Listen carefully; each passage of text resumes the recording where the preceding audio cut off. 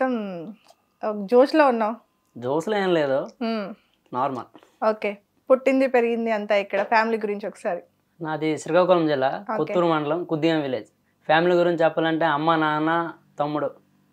అమ్మ, నాన్న, తమ్ముడు. నాకు ఎక్కువగా సపోర్ట్ చేసేది ఎవరంటే మా తమ్ముడు. నేను ఏదైనా చెప్తే మళ్ళీ దాని గురించి రెండోసారి చెప్పనివాడు, చేసి చూపిస్తాడు. ఏదైనా చెప్పానంటే సంథింగ్ ఏదైనా కావాలంటే మా నాన్నకి ఏం అడగను, మా తమ్ముడు అడుగుతాను. మా తమ్ముడు, మా నాన్నకన్నా నాకు ఏదైనా ఇష్టం అంటే మా తమ్ముడే. ఎవరైనా కొడుక్కి నాన్న చూసుకుంటా అంటారు, కానీ నాకు నా దృష్టిలో అన్నీ కూడా మా నాన్న, అన్నీ కూడా మా తమ్ముడే. ఓకే, ఏం చేస్తుంటాడు తమ్ముడు? తమ్ముడు చదువుకుంటూ ఉంటాడు, డిగ్రీ సెకండ్ ఇయర్. చదువుకుంటూనే అన్ని నీకు కొనియడము ఎలా? మరి ఏదైనా పనికి వెళ్తాడా? అంటే ఇప్పుడు నేను హైదరాబాద్ వచ్చానా, రూమ్ రెంట్కి మనీ ఏమైనా కావాలంటే మా తమ్ముడు వర్క్ చేస్తాడు బయట, వాటర్ ప్లాంట్కి వెళ్తూ ఉంటాడు, వాటర్ క్యాన్లు మోస్తాడు, ఇంటింటికి వేయడం అవన్నీ చేస్తూ ఉంటాడు. మనీ కావాలంటే నాకు మనీ ఫోన్పే చేస్తాడు. నెక్స్ట్ ఏంటంటే ఏదైనా దసరా కానీ ఏదైనా పండుగ వచ్చింది అనుకో, ఎవరికైనా నాన్న ఫోన్ చేసి డబ్బులు పంపిస్తాడు. కానీ నేను అడగకుండా మా తమ్ముడు నాకు 500 పంపించాను, చూసుకొని నీకు ఏదైనా ఉపయోగపడతాయి అంటాడు. ఎందుకు నాకు డబ్బులు పంపించమంత ఉంచుకోరారా అంటాడు. సో నాకు అనిపిస్తూ ఉంటుంది, ఏ అన్నయ్య తమ్ముడికి వేయలే కానీ తమ్ముడు అంటే అన్నయ్య వేస్తున్నాడు అనేసి. సో కొన్నిసార్లు నేను లవ్లో పడి ఫ్యామిలీని కరెక్ట్గా అర్థం చేసుకోలేను, లవ్లో ఉండడం వల్ల. ఓకే, వద్దాం లవ్ స్టోరీకి వద్దాం. ఏం చదువుకున్నావు?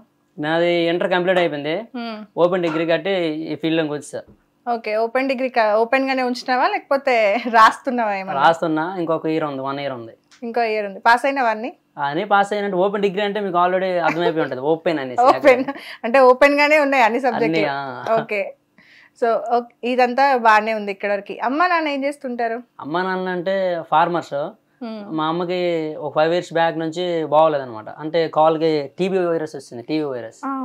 అందువల్ల మా అమ్మ ఏం పని చేయలేదు, మా నాన్న అక్కడే కష్టపడుతూ ఉంటాడు. నాకు చిన్నప్పటి నుంచి నాకు డ్రీమ్ ఏంటంటే యాక్టర్ అవ్వాలని డ్రీమ్. అదే కాకుండా ఎడ్యుకేషన్ పరంగా అయితే నాకు ఇంజనీర్ అవ్వాలని ఉండేది. ఇంజనీర్ అవ్వలే, అర్థమైంది, అన్నింటినీ ఓపెన్ గా పెట్టేసిన. ఇంజనీర్ అవ్వాలని ఉండేది. సో నేను చదివేటోడిని, ఈ సబ్జెక్టులు ఎంచుకుని ఎలా అయినా ఇంజనీర్ అవ్వాలనుకునేవాడిని. నాకు ఇంటర్మీడియట్లో ఏంటంటే మా అమ్మకి బాగోలేదు బాగా, అందువల్ల 5-6 lakhs వరకు ఖర్చు అవుతాయి అన్నారు. ఆ తర్వాత మా దగ్గర అంత మనీ లేదు, ఏం చేయాలో అర్థం కాలేదు. మా నాన్న ఒకడే పని చేస్తున్నాడు. ఇప్పుడు నేనేం ఆలోచిస్తే, నేను అమ్మాయి దృష్టిలో లవ్లో ఉండడం వల్ల కరెక్ట్గా చదవలేకపోయాడిని. జాబ్ తెచ్చుకోలేని నమ్మకం నాకు కూడా పోయింది, జాబ్ తెచ్చుకోలేని అన్నట్టు అనిపించింది. సో ఏం చేయాలంటే, ఇప్పుడు నేను మా నాన్న కష్టపడి నాకు చదివేస్తాడు. ఇప్పుడు నేను అనుకున్న చేయకపోతే నాకన్నా బాగా చదువుతారు మా తమ్ముడు మా చెల్లి. వాళ్ళకి చదివించలేకపోవచ్చేమో, మా తమ్ముడు మా చెల్లి అని మంచి చదువుకొని జాబ్ తెచ్చుకుంటే బాగుంటుంది. నేను ఎలాగ ఏం చేయలేను కాబట్టి, జాబ్ తెచ్చుకోలేను కాబట్టి, సో నేను ఏదైనా దూరంగా వచ్చి కొన్ని రోజులు ఏదో కంపెనీలో వర్క్ చేసి మా అమ్మకు బాగోలేదు, మా నాన్న అక్కడే కష్టపడుతుండో, సో మా నాన్నకి ఏదో ఒక విధంగా సపోర్ట్ చేద్దామని హైదరాబాద్ వచ్చాను. ఆ తర్వాత మా అమ్మకు బాగోపోయినప్పుడు మా మామయ్యలు ఎక్కువగా నాకు దేవుళ్ళు కనిపిస్తారు కనిపించే తెలియదు, నా కళ్ళతో చూసిన దేవుడు ఎవడన్నాడని మా మామయ్య. మా అమ్మకి బాగోకపోతే మా మామయ్య, మా అమ్మకి బాగోకపోతే మంచి చూసుకున్నాడు.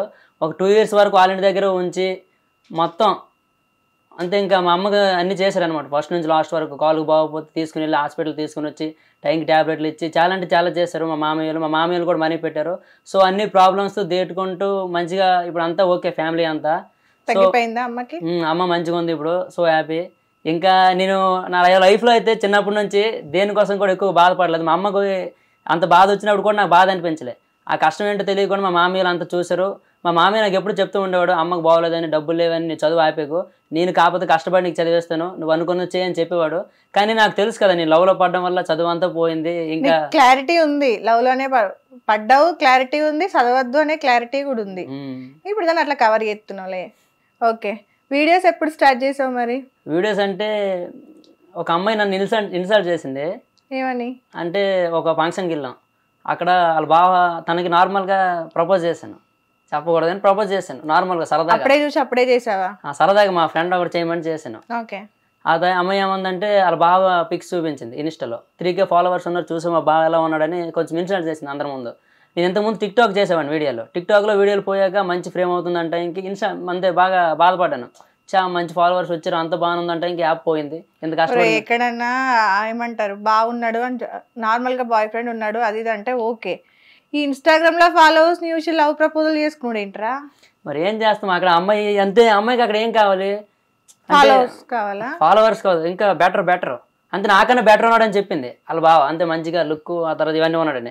ఆ తర్వాత నేనేం చేశానంటే, సో నేను ఆపేసి వదిలేసిన దాని గురించి మాట్లాడుతుంది, ఫాలోవర్స్ గురించి. ఇంతకు ముందు టిక్టాక్ చేసి వదిలేసాను పోయిందని. అయితే ఇంకెలా కాదు, ఇన్స్టాలో వీడియోలు చేయడం మొదలెట్టా.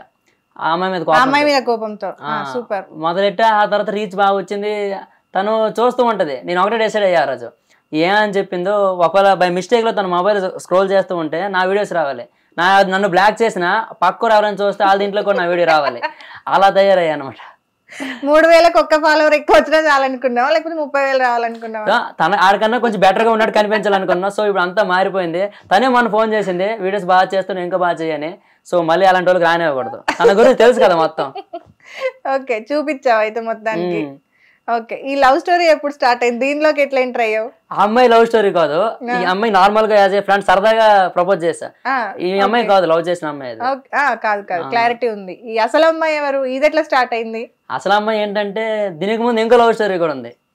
ఈ అమ్మాయి ఇప్పుడు ఈ అమ్మాయి కంటే ముందు ఇంకో లవ్ స్టోరీ కూడా ఉంది, స్కూల్ లవ్ స్టోరీ. అది ఏ క్లాస్ లో? ఏ క్లాస్ అంటే 5th క్లాస్ లో లవ్ చేశా. అరే నువ్వు స్కూల్ చదవనీకి పోయినావా, లవ్ స్టోరీ కోసం పోయినావా? అంటే సినిమాలు ఉంటాయి కదా, సినిమాలో సగం పాటు చేస్తున్నాయి యూత్ కి, అట్లనే చెప్పుకొని బతకాలి ఇంకా సినిమాల వల్ల. అంటే సినిమాలో ఉంటది కదా, అంటే ఇంత ప్రేమ లేకపోవచ్చు కానీ సినిమాలో వాళ్ళు చూపించే ప్రేమ ఎలా ఉంటది అంటే నిజమేనేమో, ప్రేమ ఇలా ఉంటదేమో అన్నట్టు అనిపిస్తుంది. సో ఆ సినిమాలు చూసి మా ఫ్రెండ్ చెప్పాడు, ఆ అమ్మ నీ దగ్గర చూస్తుందిరా, నీతోనే మాట్లాడుతుంది, ఇంకెవరితో మాట్లాడడం. డీజేటీలో చూసాక అర్థమైంది ఈ భూమి మీద ఎంతమంది రాధికలు ఉన్నారు అనేసి. ఓకే, ఫస్ట్ ఆమె రాధిక, సెకండ్ ఆమె రాధిక, ఇద్దరు రాధికలేనా? సో ఫస్ట్ ఆమె రాధిక అంటే రాధిక కాదు, ఇందు. పేరు ఎట్లా చెప్పినావు అంత ఓపెన్ గా? ఇప్పుడు లేదా? అమ్మాయి అంటే ఇందు అంటే ఏందో అనుకున్నారు మీరు, RX 100 ఇందు చూసారా, హీరోయిన్ ఆ ఇందు. ఓకే ఓకే, పడేసిందా? ఓకే. సో ఈ అమ్మాయి ఏంటంటే అవన్నీ అమ్మాయిలందరూ ఆ గురించి మాట్లాడితే చాలా లవ్ స్టోరీలు ఉన్నాయి. సో ప్రతి ఒక్క అమ్మాయిని కూడా ఏమనుకునేవాడిని అంటే సరదాగా టైం పాస్ కోసం లవ్ చేసి వదిలేద్దామని ప్రేమించాను చాలా మందిని కూడా. చాలా మంది ఐ మీన్ 20+. 20+. నా ఏజ్ 22. నేను సెకండ్ ఇయర్ నుండి స్టార్ట్ చేసిన 5th క్లాస్ నుంచి లవ్ చేయడం మొదలెట్టా. ప్రతి 3 months కి ఒక అమ్మాయిని ప్రపోజ్ చేసేవాడిని. ఎలా అంటే ఇప్పుడు బస్సులో కనిపించింది అనుకో, బస్సులో దాన్ని ప్రపోజ్ చేసేవాడిని, కాలేజీలో కనిపిస్తే కాలేజీలో లవ్ చేసేవాడిని. సో అలా లవ్ చేయడానికి కూడా ఒక రీజన్ ఉంది. మా ఫ్రెండ్ నేను ఇద్దరు ఉండేవాళ్ళం. ఆవిడ నేను టార్గెట్ పెట్టుకునే వాళ్ళం, నువ్వు ఎక్కువ మంది లవ్ చేస్తావు, నేను ఎక్కువ మంది లవ్ చేస్తామని. ఏంట్రా ఇది? అయితే ఇద్దరం టార్గెట్, ఇద్దరం కూడా నువ్వంటే నువ్వెంత నేనంత అన్నట్టు. నేను ఇంటర్లో ఉండేటప్పుడు ఆర్ట్స్లో ఒక అమ్మాయిని, సైన్స్లో ఒక అమ్మాయిని, ఓఏలో ఒక అమ్మాయిని, 10th క్లాస్ అమ్మాయిని, 4 లవ్ చేశాను. ఒక అమ్మాయికి తెలియకుండా ఒక అమ్మాయికి. ఎందుకు? అదో సరదా, మా ఫ్రెండ్స్ నేను చెప్పుకున్నాం కదా ఎంతమంది అమ్మాయిని లవ్ చేయి, నువ్వు ఎక్కువ నేను ఎక్కువ అని. బోర్ రాకుండా ఏడిగిపోయినా ఒక అమ్మాయిని చూసేటట్టు. అంటే అమ్మాయిలు చూసేటోళ్ళు, మాకు తిరగడం అవే ఉండదు, జస్ట్ చూసి లవ్ చేసి ప్రపోజ్ చేసి అలా ఉండేది. ఎట్లా ప్రపోజ్ చేస్తుండేవాడు? ఎట్లా ప్రపోజ్ చేస్తావు, నువ్వు బాగున్నావు, నచ్చావు, నువ్వు ఒప్పుకుంటే పెళ్లి చేసుకుందాం అనుకుంటున్నా, నువ్వు ఒప్పుకోకపోతే ఇక్కడతో ఈ జీవితాన్ని ఆపేద్దాం అనుకుంటున్నా, ఈ టైప్ లో. ఓకే. సో అవన్నీ పక్కన పెట్టేస్తే ఇంతమంది లవ్ చేసా అన్ని అయిపోయాక ఎవరు కూడా, అందరు కూడా కళ్ళకి నచ్చిన వాళ్ళే, మనసుకు నచ్చిన అమ్మాయి ఇప్పుడు వరకు ఎదురు రాధిక, అసలు రాధిక వేరే ఉంది. ఓకే, అంటే అందరు కూడా కళ్ళకి నచ్చారు కానీ మనసుకి ఏ అమ్మాయి కూడా నచ్చలేదు. సో నేను ఆ వరకు నేను ఏమనుకున్నాను అంటే ప్లే బాయ్ అనేటువంటి ఫీల్ అయ్యేటోడిని. ఈ ప్లే బాయ్ కాస్త బ్రోకెన్ బాయ్ అవడానికి ఒకే ఒక అమ్మాయి. ఇంతమంది అమ్మాయిలు లవ్ చేసిన అందరు అమ్మాయిలు వేరు, తను వేరు. తనతో అక్కడతో ఆగిపోయాయి, ఇంకా ఏ అమ్మాయిని కూడా లవ్ చేయలే. తను చెప్పా కదా ఇప్పుడు స్టార్ట్ అయింది ఇది, అసలు ఎట్లా స్టార్ట్ అయింది? అసలు స్టోరీ ఏంటంటే తను నాకన్నా ముందు ఒక అబ్బాయిని ప్రేమించింది, తను కూడా. ఓకే. కొన్ని రీజన్స్ వల్ల అబ్బాయి వదిలేసాడా, చచ్చిపోయాడా? సూసైడ్ చేసుకున్నాడు. అదే తెలుసు. తర్వాత అమ్మాయి నేను మాట్లాడుతునేటప్పుడు అమ్మాయి ఎప్పుడు కూడా బాధపడుతూ ఉండేది నాకు ఆ అబ్బాయి గురించి చెప్తూ. నేనేమనుకున్నానంటే ఆ అబ్బాయికి అంత ప్రేమ చూపిస్తుంది, ఇంకా నాకెంత ప్రేమ చూపిస్తుంది అని ఫీల్ అయ్యా. ఫస్ట్లో దాన్ని అలా వండుకు ఇలా వండుకు పాజిటివ్గా ఉండాలి, ఒక అబ్బాయి అన్న లైఫ్ ఇంక చాలా ఉంది, జీవితం అనేది ఇంకా అది అని చెప్తూ బాగా మోటివేట్ చేశా. సో ఫైనల్గా ఇలా అవుద్ది అనుకోలేదు. ఎలా అంటే ఇప్పుడు ఆ అమ్మాయి ఎంత బాధపడిందో ఇప్పుడు నేను అంత బాధపడతాను అనమాట. ఇంకోటి ఉంటుంది, కర్మ అనేది ఒకటి ఉంటుంది కదా, కర్మ. సో నేను 20 మంది అమ్మాయిని లవ్ చేసి వదిలే ఈ టైప్లో అయ్యింది. సో ఇప్పుడు అది మన మీదకి వచ్చింది. అది ఓకే, ఏమైంది అసలు స్టోరీ ఏమైంది? ఓకే, అక్కడ వరకు బానే ఉంది. కట్టే కొట్టే తెచ్చారని చెప్పు, క్లియర్ గా చెప్పు. చాలా ట్విస్టులు ఉన్నాయి నీ దానిలో. ప్రపోజ్ చేసావా నువ్వే? ప్రపోజ్ చేయడం అంటే అలా అయిపోయింది. అది అలా అయిపోయింది.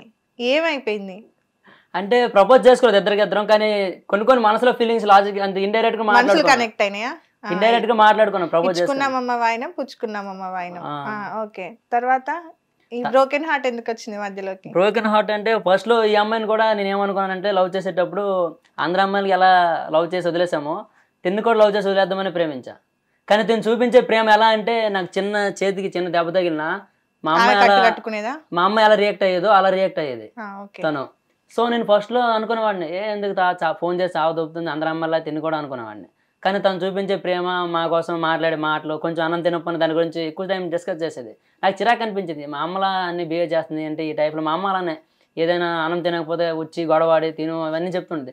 సో నాకు ఏమనిపించింది, ఎంతమంది అమ్మాయిని లవ్ చేసిన ఎవరు కూడా అంత ప్రేమ చూపించలే, అలా మాట్లాడాలి. వాళ్ళందరికీ తెలిసేమోలే, లేకపోతే వాళ్ళు కూడా నేను రిటర్న్ అట్లే అనుకున్నారు ఏమో, ఐ థింక్ అలా అయ్యి ఉండొచ్చు. సో అందరూ వేరు తన వేరు.